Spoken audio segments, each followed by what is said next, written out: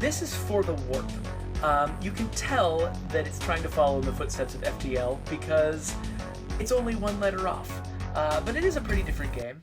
It is in the same vein as FTL or, say, Crying Suns. It's in early access, so it's still very simple. It doesn't have as much content as either of those games. But let's start as a light destroyer. It's the same basic idea. You're trying to progress through a galaxy that's full of threats, and you're trying to build up your capabilities as you go. And you've got to defeat combat after combat in procedurally generated maps until you reach an exit where you can kind of refresh yourself a little bit and continue. Only this time, instead of it being simulating a ship or a fleet, this is actually a card-based game. It's a deck-building game. So let's see here. So I've got $100 to spend up front. I can spend on something expensive, this equipment, which will give me plus 10 max hit points, or I can spend that money on new cards. Like Plasma Maelstrom is a good one because it does damage and charges your shields at the same time. Fully charging your shields, that's one I haven't seen before. And Ignite is actually not that powerful. I'm not going to go for that one. 3 damage to all enemies. That's useful in some cases. I'm going to go for it. Alright, so I bought my initial cards in addition to the normal stat that you always start with. And so I've got fuel, 11. I've got $10, and I've got 65 hull points. So I'm trying to get to this exit, and I usually want to hit this distress signal on the way. So let's start by just getting into a fight.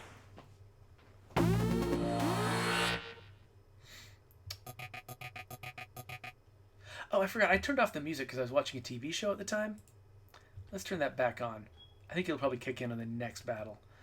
Okay, so let's make some decisions here. So I can charge my shields by 10 and do 10 damage at the same time. That seems like the best move. And then I can charge my shield 5 more. That's all I can do. You can see I've got these 3 energy points right here that tell me how many actions I can perform. So each of these cards costs 1 energy, and so I can do 3 of these things. They've knocked my shields down to 6, so bringing them back up to 15 would be a good idea eventually, except they're about to do a non-damaging offensive effect, so I might not actually need to bother with the shields. So I think I'm actually going to spend all 3 of my energy points just attacking. He does his attack, and that did what? I'm on fire. 1 damage for 1 turn. So he just did a minor on fire effect to me. It took 1 point off my hull. Not a big deal. Gatling gun is interesting. So it does damage, but it also lets me draw an additional card. He's about to do 10 to 18 damage to me. So I do want to get my shields up as high as I can. This one, though, will take him down, which makes defenses irrelevant. Alright, so now the music comes in because I've turned the music on. So I can decide between whether I want bird fuel plus 2 energy to the end of the turn. That's pretty powerful if I've got a lot of fuel. This one, though, this is one of the most important cards in the game. I'll grab that one and we'll look at it later. Okay, so let's avoid the next combat. Oh, wait, there's just a wall of combat in my way. So I've only got 10 fuel, so trying to go the long way around would be wasteful. So let's just head straight at this distress signal right through this fight. So now we have music, which makes it sound a little bit better.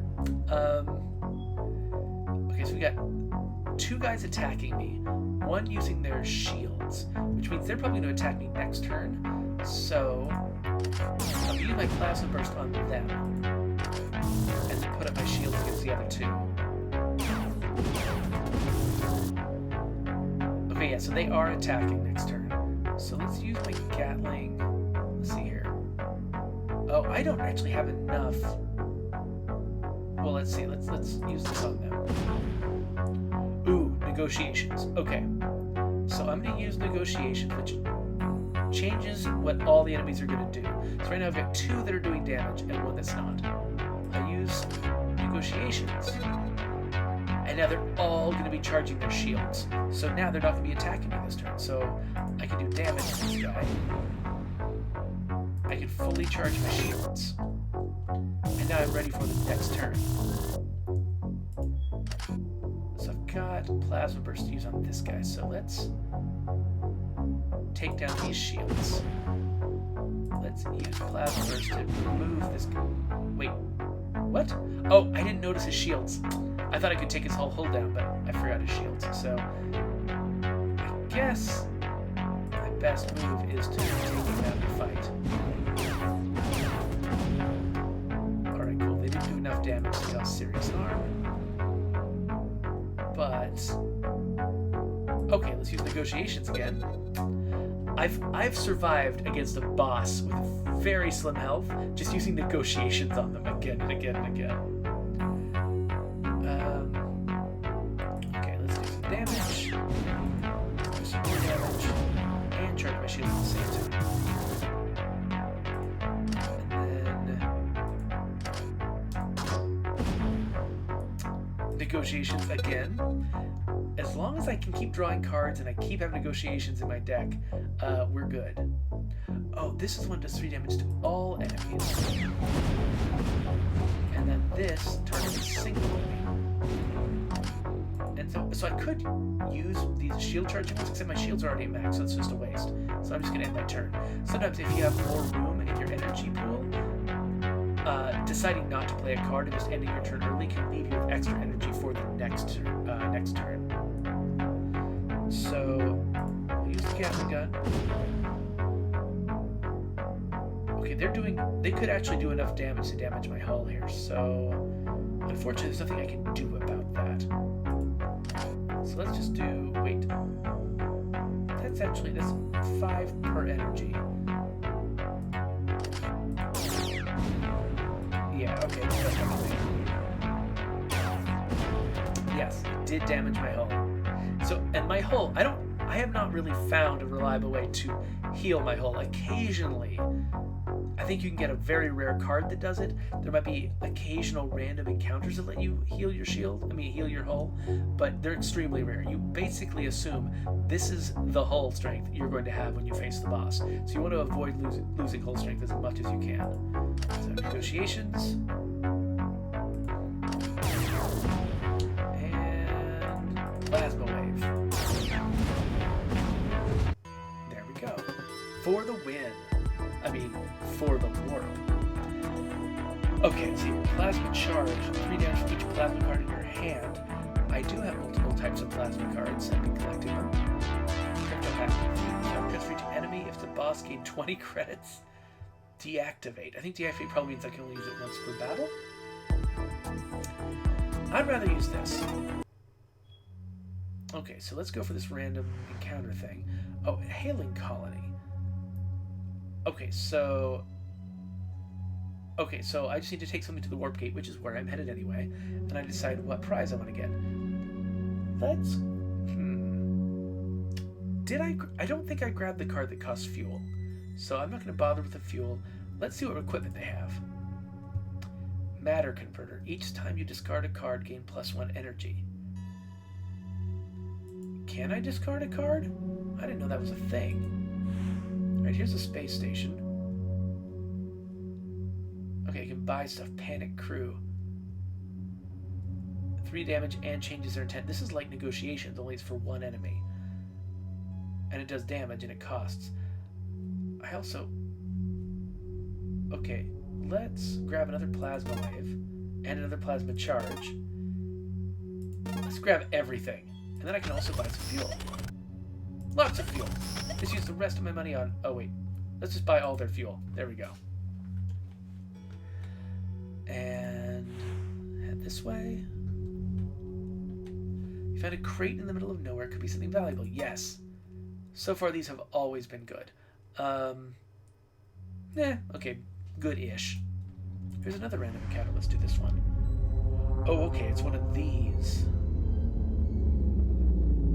These are kind of reminiscent of the ground missions in Crying Suns. So you decide how far you want to go. You spend fuel for each step you want to take. You risk taking damage, but you also get credits.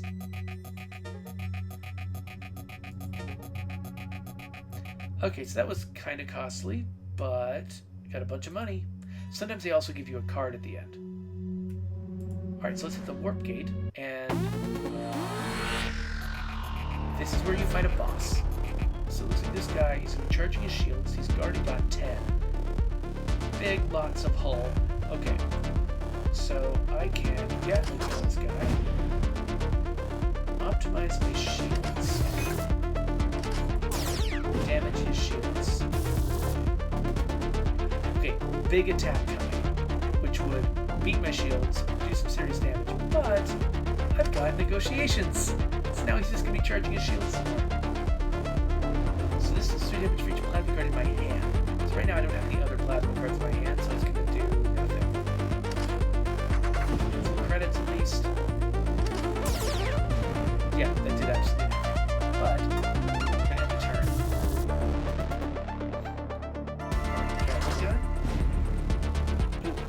So, again, this is another card that changes their intent.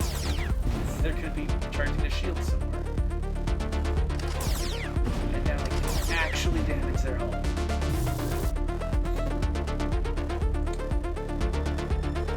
Okay. Yeah, so again, negotiations.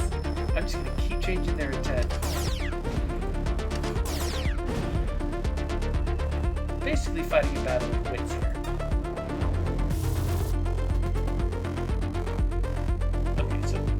I thought this card would be useful, but it is not. Again, let's negotiate. I keep drawing negotiation, which is great. Oh, I should have used this first, though, because this actually damages them. And now, I'm scared to use it because they're doing what I want them to do right now.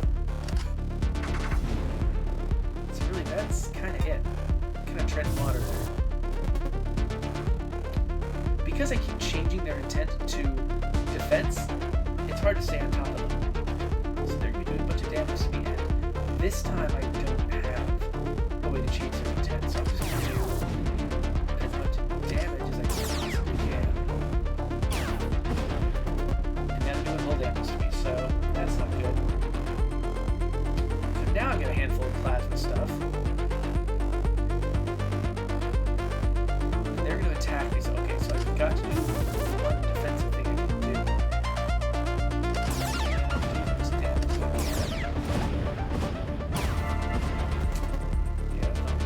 Optimize shielding back, which is good because they're about to do a major attack. And again, I don't have anything to dissuade them.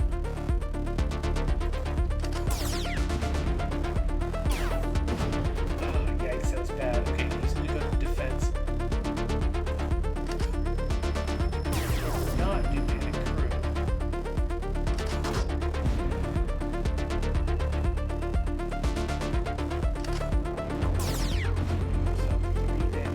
One plasma card in my hand.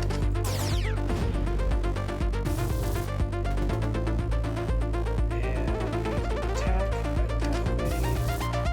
Okay, but I can charge my shields enough that I can't. That he can't do much to me. Okay, so this is what these are for. 3 damage for each plasma card in my hand. It's more significant when I've got all these plasma cards in my hand.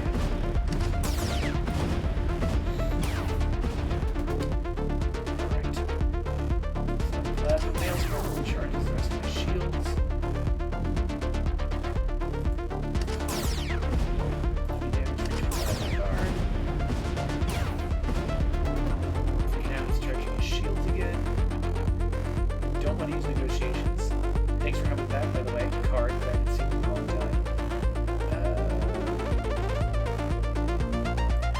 So I should use this opportunity to charge my shields because they do that.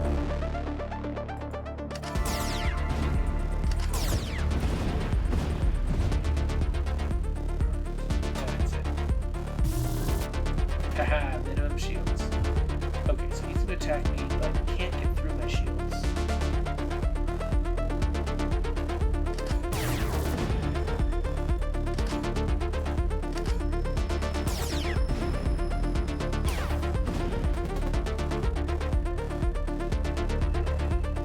Oh, crap. Okay, so I should have changed this. Even though I had enough shields to block him, I should have still used the attack that changed his intent.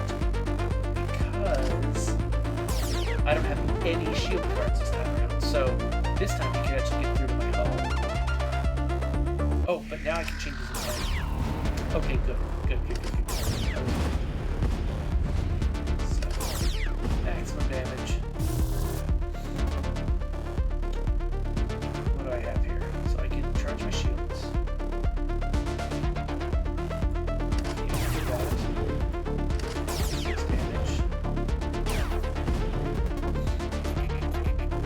Okay, so he's an effect on me, which is good. But, yeah, so we should charge our shields. Offensive effect, usually that's burning, and that sidesteps my shields. Oh, interesting, it didn't change his intent. I thought that was what I'm supposed to do. Okay, I don't know what he did. Oh, less energy available, so he took my energy, that's what it was. So maybe the ones that change intent always switch into something that's non-damaging, and so because it was already non-damaging, it didn't do anything. I would test it out, but I don't want to change what it's doing right now, if that doesn't work the way I hope. Oh, actually, let's see what this does. Okay, yeah, so I'm wrong about that. It does change the intent from defense to attack.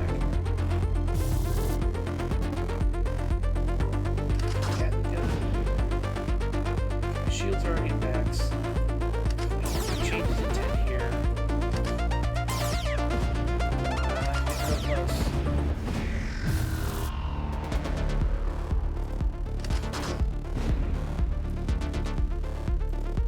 Change his intent. Oh, am I really incapable of doing even 3 damage to this guy? Oh, that's great. Alright, well, there we go. That's the thing about card-based games. It's the fact that, reasonably in the real world, most entities that get into conflicts have things they can consistently do. Like, I can always fire my guns, or I can always raise my shields. The fact that it's based on cards makes an interesting game. It doesn't make an accurate simulation of the way most things in the world work. But that's okay, you know. I was thinking the other day about Metal Gear Acid, for instance, which is it's like a stealth tactical game where you're drawing all your abilities as cards. And it was a really strange experience, because you expect to just in a stealth game be a character who's got at their disposal like a wide variety of tools, and being able to, having to select them a hand at a time from a deck is just so different, but really interesting. But it's an old PSP game, so it's been a long time since anyone's played it, I think. Anyway, let's just wait. Gatling gun. Another Gatling gun. He's gonna attack me. I should panic the crew. And then I've got multiple plasma cards. There we go. For the win. So, I have credits, they get a card, and another Gatling gun for quality over quantity. 5 damage from each uncommon card in your hand, including this one. Yeah, that sounds potentially good. Alright, so I passed through the warp station. And move on to it. So it's got 5 levels to it. And each one has got a boss. Each one's got a market at the end. So let's see here. Ooh, +1 energy. Totally. Plus 20% damage. Most things do 5 or more, so that's significant. Ion Pulse removes shields entirely. Draw 2 cards. I've already used an energy for that, though. Too bad I can't afford. Why can't I afford this? I can afford it. This game's just in early access, so sometimes it gets the colors wrong. Okay, cool. So now I continue with this new, broader deck that I've assembled. But because I'm racing through a lot of games tonight, I'm just going to leave you with that one stop along the way. So we will quit to the menu, and we will go to the outro. So that was FTW for the Warp. Um, I really like it. I think it's really cool. It definitely, it definitely feels like a game that, is still in development, because, you've got a certain variety of content to work with, but these types of of deck building games really, really thrive on just a lot of time and a lot of variety going into them. I mean, even like, Slay the Spire, which I felt like I had played all of last summer. They've added a new character and a whole bunch of cards. And games like this, just they benefit a ton from the sheer amount of variety of weird ideas that the developers can put into them. So I think it's a really interesting game. I'd love to see where it goes in the future. And with that, we're going to get out of here. Now I think I'm finally going to get to play Ori. I know a few of you have been waiting for that.